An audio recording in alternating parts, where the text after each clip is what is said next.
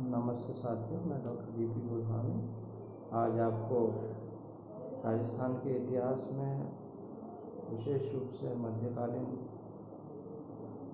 राजस्थान में युद्ध के दौरान महिलाओं ने सुरक्षा को लेकर उन्होंने क्या पद्धतियाँ अपनाई, इस पर अपना व्याख्यान देने जा रहा हूँ। साथियों, आपको विदित है कि राजस्थान पर सर्वाधिक आक्रमण सल्तनत शासकों द्वारा, मुगल शासकों के द्वारा समय समय पर अपने साम्राज्य विस्तार के दृष्टिकोण से हुए। साम्राज्य विस्तार के साथ साथ जो सबसे बड़ी समस्याएं आती थी युद्ध के दौरान, वो ये थी कि जब शासक आपस में युद्धरत होते थे तो महिलाओं को सुरक्षा का डर हमेशा रहता था। विशेष रूप से क्योंकि राजस्थान के राज्य भौगोलिक दृष्टिकोण से सल्तनत शासकों या मुगल शासकों के दृष्टिकोण से छोटे हुआ करते थे, तो सुरक्षात्मक दृष्टिकोण से राजस्थान की वीरांगनाओं ने अपने पतियों के हौसला अफजाई के दृष्टिकोण से साका पद्धति को अपनाया था। और राजस्थान में जो प्रसिद्ध साके हुए हैं उनकी संख्या लगभग 5 है, जो अलग अलग राज्यों में संपादित हुए। सर्वप्रथम साका से तात्पर्य क्या है?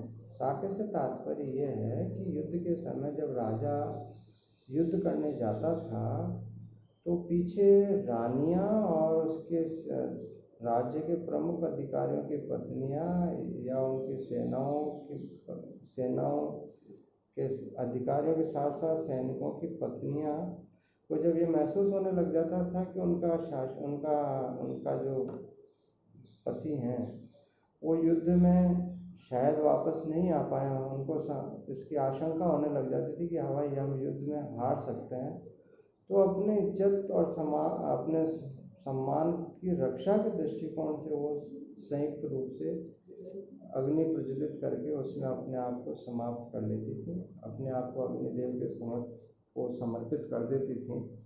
ये पद्धति राजस्थान में साका पद्धति के नाम से जानी जाती है। राजस्थान में जो साके हुए हैं वो 1301 में रणथंभौर का प्रथम साका हुआ, जब अलाउद्दीन खिलजी ने हमीरदेव चौहान की वीर गति ने आक्रमण किया था। हमीरदेव चौहान वीर गति को प्राप्त हो गए थे, तो उनकी पत्नी रंगा देवी के नेतृत्व में अनेक रानियों ने अपने आप को अग्नि को समर्पित कर दिया था अपनी इज्जत बचाने के दृष्टिकोण से। इसे राजस्थान का प्रथम साका कहा जाता है। इसी प्रकार से 1303 में चित्तौड़ में रानी पद्मिनी ने अपने पति रतन सिंह के युद्ध में जाने के पश्चात 1600 रानियों के साथ अपने आप को आग में समर्पित कर दिया था। इसी प्रकार से चित्तौड़गढ़ में ही दूसरा साका 1534 ईस्वी में राणा विक्रमादित्य के कार्यकाल में हुआ, जिसमें जब सुल्तान बहादुर शाह के आक्रमण के समय रानी कर्मवती के नेतृत्व में अनेक महिलाओं ने जौहर किया था। इसी प्रकार से तीसरा शाखा 1567-68 में राणा उदय सिंह के कार्यकाल में हुआ, जिसमें जयमल और पत्ता ने मुगल सेना से लोहा लिया। ये मुगल सेना तत्कालीन बादशाह अकबर की थी। इसके अलावा अगला जो शाखा है वो जालोर का शाखा हुआ था, जिसमें जो सन 1311-12 में हुआ, जब अलाउद्दीन खिलजी ने वहाँ आक्रमण किया तो कन्नड़ देव की पत्नी और कई योद्धाओं की पत्नियों ने मिलकर जौहर किया था। इसी प्रकार से गौग्रौन के किले में 1423 ईस्वी में अचल दास खिंची के शासनकाल में मांडू के सुल्तान होशंग शाह के आक्रमण के समय शाका हुआ था।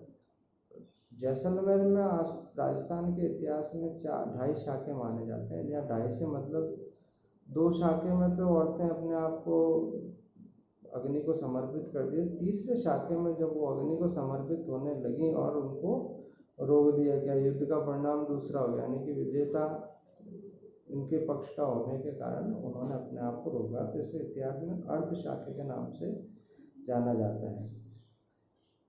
जैसलमेर में जो 2.5 शाखे हुए हैं उनको पहला अलाउद्दीन खिलजी के समय हुआ, दूसरा फिरोज शाह तुगलक के आक्रमण के समय हुआ, तीसरा लूणकरण के शासनकाल में कंधार के शासक अमीर अली के आक्रमण के समय हुआ था, जिसमें अमीर अली पराजित हो गया था और ये शाखा मतलब होने से बच गया था। तो इसे अर्ध शाखा के नाम से जाना जाता है।